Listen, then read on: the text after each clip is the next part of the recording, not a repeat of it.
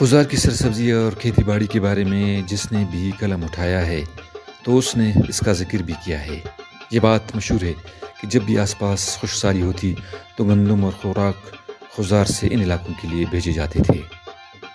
خضار شہر اور آس پاس پانی کے بڑے چشمے اور دریا آج بھی اس بات کے ثبوت ہے کہ اللہ تعالیٰ نے جھلاوان کو پانی جیسے نعمت سے بڑی حد تک نوازا ہے۔ خضار شہر کے لیے پانی کے چشمے زیادہ تر سنی سے آتے ہیں۔ اس کو سنی اس لیے کہتے ہیں کہ خضار شہر لزو نیامجو کھٹان میں جو پانی بہتا تھا یہ سارے سنی کی طرف سے آتے تھے۔ براہوی میں سن چشموں کو کہتے ہیں، اس وجہ سے اس کا نام سنی رکھا گیا ہے۔ کھٹان کی طرف جو چشمہ بہتا تھا، محکمہ ایریگیشن نے سال 1984 میں ورلڈ بینک کے تعاون سے ایک منصوبہ شروع کیا تھا۔ اس وقت معلوم ہوا تھا کہ کھٹان کے چشمہ میں تقریباً 7 کیوسک پانی موجود ہے اور زیر زمین پانی کے ذخائر بھی وافر مقدار میں موجود تھے۔ کھٹان کے چشمے سے جو پانی نکلتا تھا وہ چھوٹے بچوں کو بھی بہا کر لے جاتا تھا۔ پانی زیادہ ہونے کی وجہ سے اس چشمے کا کچھ حصہ کھٹان ندی میں بہتا تھا۔ کھٹان ندی میں لئی کے گھنے جنگلات بھی پائے جاتے تھے۔ لئی کے ان جنگلات کے کچھ حصے 1980 تک بھی موجود تھے۔ آج بھی بازگیر کے پاس دریا ربات جو کھٹان ندی کے نام سے مشہور ہے، لئی کے درخت جسے براہوئی میں گری کہتے ہیں، موجود ہے۔ سنی کے پاس بازگیر کا علاقہ ہے۔ پانی کے لحاظ سے یہ علاقہ بھی مشہور رہا ہے۔ بازگیر کا اصل نام بھاز دیر یعنی بہت پانی، زیادہ پانی ہونے کی وجہ سے یہ بھاز دیر تھا جو وقت گزرنے کے ساتھ ساتھ بازگیر بن گیا۔ پرانے زمانے میں یہاں گھنے جنگلات ہوتے تھے۔ بازگیر، سنی، کھٹان، لزو اور نیامجو میں پانی کی موجودگی کو پرانے لوگ اصل میں باغبانی کے 2 جگہوں سے منسوب کرتے ہیں۔ ایک جھاڑا گر وہ ندی ہے جو باغبانہ اور خضار شہر کو آپس میں ملاتا ہے۔ پرانے زمانے میں جھاڑا گر میں وافر مقدار میں پانی بہتا تھا۔ یہاں بڑے بڑے جنگلات کے بارے میں بھی بزرگ لوگ بتاتے ہیں۔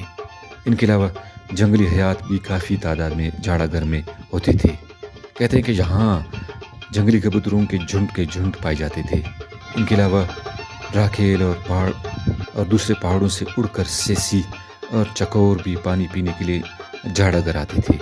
ان کے علاوہ ان پرندوں کے لیے مغرب کی طرف گھوڑاوا، خط کپر کے پہاڑ اور میدان بھی پناہ گاہ اور خوراک کے بڑے ذریعے تھے۔ باغبانہ اور خضار کو ملانے والا پہاڑ چکو کہلاتا ہے۔ چک براہوئی زبان میں پرندہ کو کہتے ہیں۔ جب یہ پرندے راکھیل سے اڑ کر پانی پینے جھاڑا گر آتے پھر جھنڈ کی شکل میں خضار اور باغبانوں کو ملانے والے پہاڑ کے اوپر سے اڑتے ہوئے گھوڑاوا کپر جاتے تو اس نسبت سے لوگوں نے اس پہاڑی کا نام چکو رکھا تھا جو آج بھی چکو کے نام سے جانا جاتا ہے۔ سنی، بازگیر، کھٹان اور ساسول کے بہت سے چشموں کو زندگی دینے والا قدرتی جھیل کر جو باغبانہ باجوئی کے شمال میں واقع ہے، براہوئی زبان میں کر قدرتی جھیل کو کہتے ہیں۔ باغبانہ میں موجود کر کے بارے میں تاریخ میں بھی ذکر ہے۔ یہ جھیل تقریباً 4 کلومیٹر چوڑا اور 7 کلومیٹر لمبا ہے۔ شمال کی طرف سے جو پانی اس کی طرف آتا ہے اس کا زیادہ تر حصہ کر میں داخل ہوتا ہے اور کچھ حصہ دریائے ربات سے ہو کر دریائے گاج اور پھر منچر جھیل سندھ میں جا کر گرتا ہے۔ خضار کے مشہور چشموں میں کوش کے چشمے بھی مشہور ہے۔ ان کا سلسلہ حاجی عبداللہ شاہ فیروز آباد سے شروع ہوتا ہے۔ گزشتہ کئی سالوں کی خشک سالی کی وجہ سے ان میں بہت سے چشمے خشک یا کم ہو چکے ہیں۔ پچھلے سال 2022 میں جو بارشیں ہوئی تھی ان کی وجہ سے کچھ چشموں میں دوبارہ جان آ گئی ہے۔ ان چشموں میں پانی کی کمی کی وجہ سے ایک تو خشک سالی اور دوسری بڑی وجہ ٹیوب ویلوں کے ذریعے پانی کا اخراج ہے۔ ان ٹیوب ویلوں کی وجہ سے باغبانہ، سنبان اور باجوئی کے چشمے بھی خشک ہو چکے ہیں۔ ربات کے چشمے خشک ہونے سے زیریں علاقوں کو ناقابل تلافی نقصان پہنچا ہے۔ ربات کے اوپری حصے میں باجوڑی کا علاقہ ہے جو کہ خشک سالی کا شکار ہے۔ ورلڈ بینک کے تعاون سے ربات کے علاقے میں جو سروے ہوا تھا اس کے مطابق یہاں پانی کے بڑے ذخائر موجود تھے، مگر اب یہ سارے ذخائر ٹیوب ویلوں کی تنصیب اور پانی کی بلا وجہ استعمال سے ختم ہو چکے ہیں اور اب یہ علاقے پانی کی بوند بوند کے لیے ترس رہے ہیں۔ پہلے یہاں لوگ کپاس، گوبھی، چقندر، تربوز، خربوز، سورج مکھی، گندم کی فصلیں اگاتے تھے۔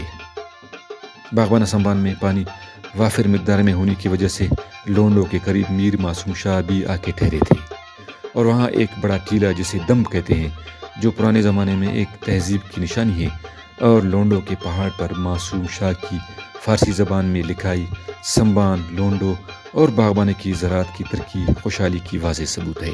مگر آج پانی نہ ہونے کی وجہ سے وہاں زراعت تباہی کی نہج تک پہنچ چکی ہے، اور لوگ نقل مکانی پر مجبور ہو چکے ہیں۔ خوش سالی کی کہانی یہاں ختم نہیں ہوتی۔ خزار شہر کے درمیان لزو اور نیامجو میں چشموں کا پانی نالیوں میں ہر وقت بہتے رہتے تھے۔ جب بچے کھیل کھیل میں یہاں زمین کھودتے تو پانی نکلتا تھا، مگر 1999 سے لزو اور نیامجو کے چشمے بھی ختم ہو چکے ہیں۔ ضلع خزار میں موجود دوسرے علاقوں کے پانی کے چشمے بھی، جن میں گاچ، کولاچی، مولا، پھشک، کوٹانف، سینگاڑ، لوخ وغیرہ کے چشموں میں بھی پانی بہت حد تک کم ہو چکا ہے۔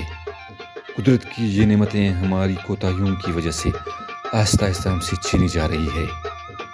خزار موسم بارشوں کی رینج میں آتا ہے۔ پانی کے لیول کو بڑھانے کے لیے سب سے اہم کام اس علاقے میں ڈیموں کے ذریعے سے پانی کو جمع کرنا ہے۔ دوسرے علاقوں کی طرح یہاں ڈیم بنانا مشکل نہیں۔ اگر دریاؤں کے پانی کو ڈیموں کے ذریعے سے اسٹور کیا جائے تو ہماری زراعت واپس بحال ہو سکتی ہے اور لوگوں کی خوشحالی دوبارہ لوٹ سکتی ہے۔ کئی سالوں کی مسلسل خشک سالی کے بعد 2022 میں یہاں کافی بارش ہوئی تھی۔ اگر ہمارے پاس ضرورت کے مطابق ڈیم ہوتے تو اس بارش سے ہم کئی سالوں کے لیے پانی جمع کر سکتے تھے۔ پرانے زمانے میں زیدی بھی پانی کے چشموں اور پانی کی سطح کی وجہ سے مشہور رہا ہے۔ کہتے ہیں کہ زیدی کا اصل نام زیدیر ہے، جس کا مطلب پانی کا انتہائی سطح پر موجود ہونا۔